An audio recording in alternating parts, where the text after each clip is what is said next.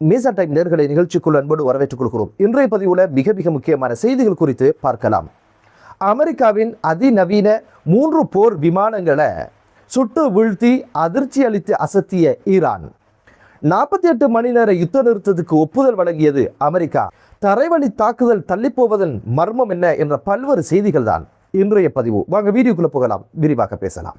ஈரானின் உத்தியோகபூர்வ அறிவிப்பின்படி கடந்த 12 மணி நேரத்துக்குள்ள அமெரிக்காவின் மிக முக்கியமான 3 போர் விமானங்களையும் விமானிகளை தேடி வந்த ஒரு ஹெலிகாப்டரையும் அடித்து சுட்டு வீழ்த்தி அமெரிக்காவுக்கு மிகப்பெரிய ஒரு அச்சத்தையும் மிகப்பெரிய ஒரு அதிர்ச்சியையும் அளித்த சம்பவத்தை உறுதிப்படுத்தி இப்போது ஈரான் செய்திகள் வெளியிட்டது மட்டுமல்ல, அதற்கான சான்றுகளாக பல்வேறு போட்டோக்களையும் உத்தியோகபூர்வமாக வெளியிட்டிருப்பது மிகப்பெரிய ஒரு பரபரப்பை ஏற்படுத்தியிருக்கு.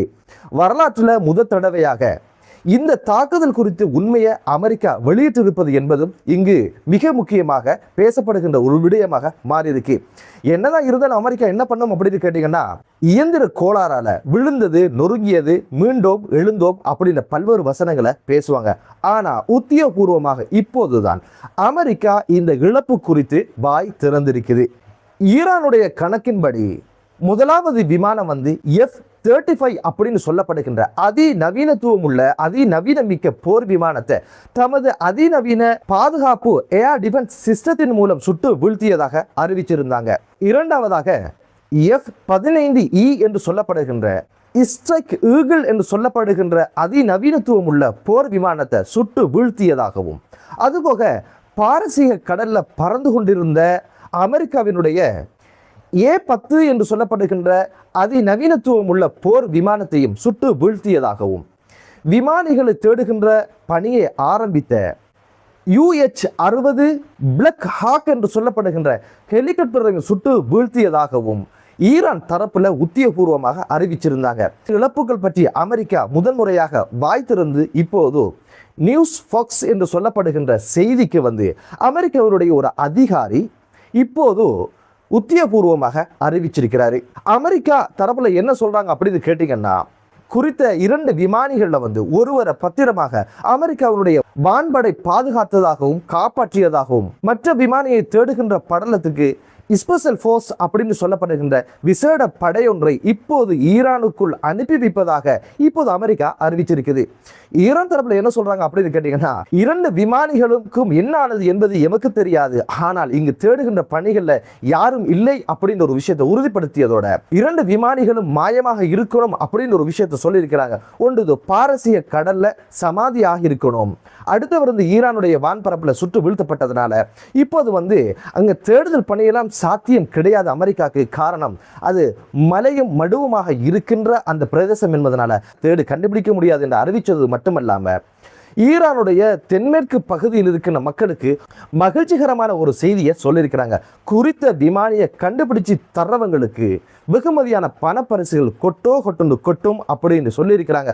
உயிரோட பிடிச்சு தந்துருங்க ஐயா அந்த ஆசாமிய அப்படின்னு சொல்லியிருக்கிறாங்க.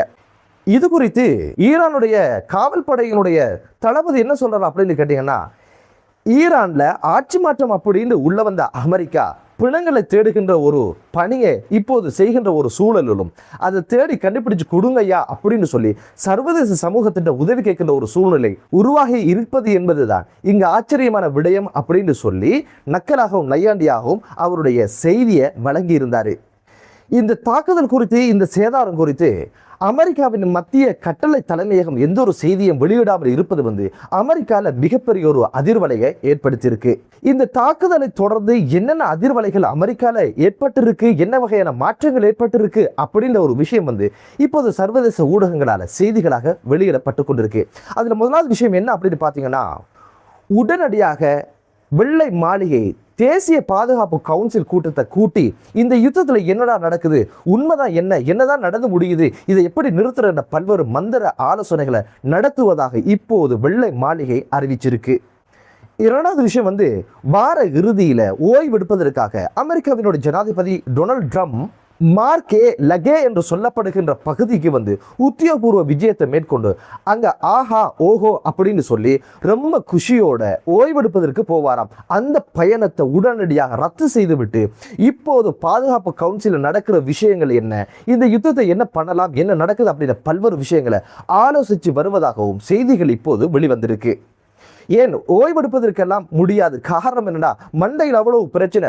ஓய்வுக்கு போனாலும் கூட ஓய்வெடுக்க முடியாத மிகப்பெரிய ஒரு அதிர்ச்சி வைத்தியத்தை தான் இப்போது வந்து ஈரான் கொடுத்திருக்கு. இத்தனை ஆண்டுகளாக ஈரானியர்கள் என்ன, கசா மக்கள் என்ன, ஓய்வே இல்லாமல் அழுது கொண்டு ஓடிக்கொண்டு சடலங்களோடும் வாழ்வா சாவாண்ட போராட்டத்தில் வாழுகின்ற இந்த சூழல்ல இப்போதுதான் ஓய்வெடுக்க முடியாத ஒரு சூழ்நிலை டொனால்ட் ட்ரம்புக்கு ஏற்பட்டிருக்கு அப்படின்னு கேட்டீங்கன்னா அந்த வரப்பிரசாதத்தை கொடுத்தது வந்து ஈரானுடைய தாக்குதல் தான். தரைப்படை ஊடுருவல் ஒரு சவாலானது அப்படின்னு சொல்லி உளவுத்துறையின் தலைவரான டோம் காட்டன் ஜனாதிபதி டொனால்ட் ட்ரம்புக்கு ஒரு எச்சரிக்கையை விட்டிருக்கிறாரு. நமது அதிநவீனமுள்ள போர் விமானங்களுக்கே பாதுகாப்பு இல்லாத போது தரைவழி தாக்குதல் ரொம்ப அபாயமாக இருக்கும், அது குறித்து சிந்திக்கணும், அந்த தாக்குதலை இப்போதைக்கு மேற்கொள்ள வேணாம் அப்படின்னு ஒரு எச்சரிக்கையும் ஒரு ஆலோசனையும் டொனால்ட் ட்ரம்புக்கு இப்போது அவர் வழங்கியிருக்கிறாரு. காரணம் என்ன அப்படின்னு பார்த்தீங்கன்னா அமெரிக்க ஜனாதிபதி டொனால்ட் ட்ரம்ப் வந்து தரைவழி தாக்குதலை வருகின்ற 6ஆம் தேதி திங்கட்கிழமை தொடங்குவதாகவும் காலக்கெடு கொடுத்திருந்தாரு.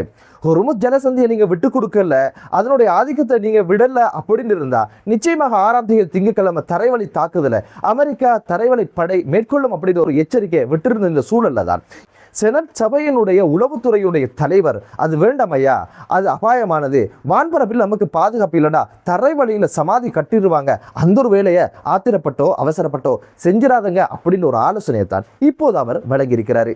சொல் பேச்சும் கிடையாது, சுய புத்தியும் கிடையாது என்ற அமைப்புல டொனால்ட் ட்ரம்ப் என்ன வகையான முடிவெடுப்பாரோ தெரியல, பொறுத்திருந்து பார்க்கலாம். ஈரானுடைய வான்பரப்பு எமது கரங்களில் இருக்குது. இதுக்கு பிறகு ஈரானுடைய வான்பரப்புல 24 மணி நேரமும் எமது போர் விமானங்கள் சுற்றி திரியலாம், வட்டமிடலாம் அப்படின்னு சொல்லி முடிகிறதுக்குள்ளதான் இந்த ஒரு தாக்குதல் நடந்து முடிஞ்சது. டொனால்ட் ட்ரம்பினுடைய அப்பட்டமான பொய்யை வெளிக்காட்டுவதாகத்தான் இப்போது பல்வேறு விமர்சனங்கள் முன்வைக்கப்படுது. 48 மணி நேர யுத்த நிறுத்தத்துக்கான ஒரு முன்மொழிவை வந்து அமெரிக்காவுடைய மிக நெருக்கமான நேச நாடினூடாக ஈரானுக்கு செய்தியாக சொல்லியிருக்கிறாங்க. போதண்டா சாமி, விட்டுருங்கடா, தாங்க முடியலடா, அதிநவீனம் உள்ள போர் விமானங்கள்லாம் சுட்டு வீழ்த்தியாச்சு, எதுடா எமக்கு மிஞ்ச போகுது அப்படின்ற மாதிரி 48 மணி நேரங்கள் வந்து கொஞ்சம் ஓவண்டு தாரீங்களா, இந்த யுத்தத்தை நிறுத்திக்கலாம் அப்படின்னு ஒரு செய்தியை தமக்கு நெருக்கமான ஒரு நேச நாடினூடாக செய்தியாக அனுப்பியிருக்கிறாங்க. அந்த நேச நாடு கட்டாராகத்தான் இருக்கணும் அப்படின்ற ஒரு சந்தேகத்தை இப்போது ஜசீரா வெளிக்காட்டிருக்கு.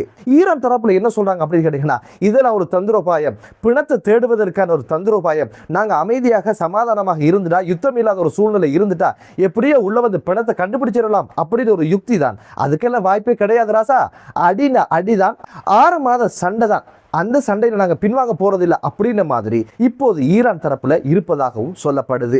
35வது நாளை எட்டுகின்ற இந்த சூழல்ல எவ்வகையில இப்படியான ஒரு அதிநவீனம் உள்ள அமெரிக்காவினுடைய போர் விமானங்களை சுற்று வீழ்த்தியது, இதுக்கு பின்னால் இருக்கின்ற காரியங்கள் தான் என்ன, அமெரிக்காவினுடைய போர் விமானங்களை சுற்று வீழ்த்துற அளவுக்கு எங்கிருந்து இவங்களுக்கான அந்த பணம் கிடைத்தது அப்படின்னு கேட்டீங்கன்னா இப்போது ஜசீரா வெளியிட்டிருக்கின்ற செய்தி என்ன அப்படின்னு பார்த்தீங்கன்னா இப்போது ஈரானுடைய அதிநவீனத்துவம் உள்ள ஏஆர் டிஃபென்ஸ் சிஸ்டங்கள் இப்போது செயற்படுத்தப்படுவதனால் தான் இந்த ஒரு விடயம் நடந்து முடிஞ்சிருக்குது. இதற்கு இவங்க எதை பயன்படுத்திருக்காங்க அப்படின்னு கேட்டீங்கன்னா S-300 என்று சொல்லப்படுகின்ற ஏஆர் டிஃபென்ஸ் இது ரஷ்யா இவர்களுக்கு வழங்கியதாகவும் மற்ற 2 வந்து அதிநவீனத்துவம் உள்ள 2 ஏஆர் டிஃபென்ஸ் சிஸ்டங்களை ஈரான் உற்பத்தி செய்திருக்கு. அதுல ஒன்று கோர்தாத் 15, மற்றொன்று மஜீத் என்று சொல்லப்படுகின்ற ஏஆர் டிஃபென்ஸ் சிஸ்டங்களை ஈரானை உற்பத்தி செய்திருக்குது, தயார் செய்திருக்குது. இதனுடைய சிறப்பம்சம் என்ன அப்படின்னு பார்த்தீங்கன்னா அமெரிக்காவுடைய அதிநவீன போர் விமானங்கள் கூட இதிலிருந்து வெளியாகின்ற ஏவுகணைகளை துல்லியமாக கணிக்க முடியாது இருப்பதாகவும் அதன் வடிவில் தான் இந்த ஒரு தாக்குதலுக்கு இந்த விமானங்கள் இலக்கானது அப்படின்னு ஜசீரா செய்திகளை வெளியிட்டிருந்தது. 40 ஆண்டுகள் ஒரு பொருளாதார நெருக்கடிக்குள் இருந்த ஒரு நாடு 35 நாட்களாக மிக பயங்கரமான அமெரிக்காவுடைய இஸ்ரேலுடைய தாக்குதலுக்கு இலக்கான ஒரு நாடு எப்படி இப்படியான விடயங்கள்ல தலை சிறந்து விளங்குவதற்கான காரணம் என்ன மிகப்பெரிய ஒரு கேள்வியும் எழ ஆரம்பிச்சிருக்கு. என்னதான் இருந்தாலும் ஒட்டுமொத்தத்தில் இந்த யுத்தத்தில் ஈரானுடைய கை ஓங்கி இருப்பதாகவும் அமெரிக்காவுக்கும் இஸ்ரேலுக்கும் பலத்த அடியும் சேதங்களும் உண்டு பண்ணியிருக்குது. அது ஒரு யுத்த நிறுத்தத்துக்கான காரணமாக அமையும் அப்படின்னு ஒரு விஷயம் தான் சொல்லப்படுது. என்னதான் இருந்தாலும் ஈரான் தோல்வி அடையாமல் இருப்பதுதான் ஈரானுடைய வெற்றியாகவும் அமெரிக்கா வெற்றி பெறாமல் இருப்பதுதான் அமெரிக்காவுடைய தோல்வியாகவும் தான் இப்போது அரசியல் அரங்கில் உலக அரசியல் அரங்கில் விமர்சகர்கள் முன்வைக்கின்ற ஒரு விடயம். அந்த கூற்றின்படி இப்போதைக்கு ஈரான் வெற்றி அடைந்திருக்கு என்பதுதான் யதார்த்தமான ஒரு விடயம். என்னதான் இருந்தாலும் மத்திய கிழக்கு நாடுகளில் அமைதியான ஒரு சூழல் உருவாகட்டும். அடி உதவுவது போல அண்ணன் தம்பி உதவுவதில்லை என்பது போல அமெரிக்காவுக்கு இந்த விழுந்த அடி ஒரு நிரந்தர சமாதானத்துக்கான வழிவகுக்கும் என்ற ஒரு நம்பிக்கையோடு மற்றொரு காணொளியிலே உங்கள் அனைவரையும் சந்திக்கும் வரை விடைபெறுகிறேன். நன்றி.